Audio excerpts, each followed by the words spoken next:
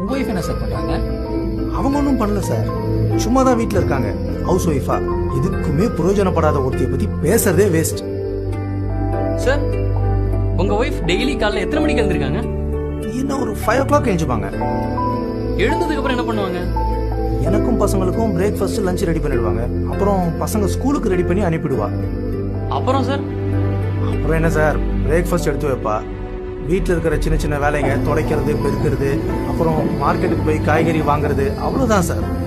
அப்புறம் sir evening ஒரு 6 o'clock எனக்கும் பசங்களுக்கும் ஸ்நாக்ஸ் ரெடி பண்ணிடுவா. அப்புறம் சார் அப்புறம் என்ன சார், நைட் எல்லாருக்கும் டின்னர் ரெடி பண்ணிடுவா.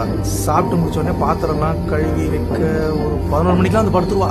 அவ்வளவுதான் சார், அவளை பத்தி பேசுறதுக்கு வேற எதுவுமே இல்லை. என்ன சார் காலையில 5 மணிக்கு எழுந்து நைட்டு 11 மணிக்கு தான் தூங்குறாங்க. ஆனா நீங்க என்னன்னா அவங்க எந்த வேலையும் பண்ண மாட்டாங்க, வேஸ்ட்னு சொல்றீங்க. ஹவுஸ் ஒய்ஃப் வேலை தான் சார் இந்த உலகத்திலே ரொம்ப கஷ்டமான வேலை. வருஷத்துல 365 நாளும் வேலை செய்யணும்.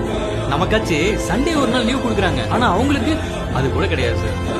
அவ்வளோ ஏன் இந்த பொங்கல் தீபாவளி மாதிரி பண்டிகை நாள்லாம் நமக்கு லீவ் தராங்கல்ல, ஆனா அன்னைக்கு தான் சார் அவங்களுக்கு வேலை ரொம்ப அதிகமா இருக்கும்.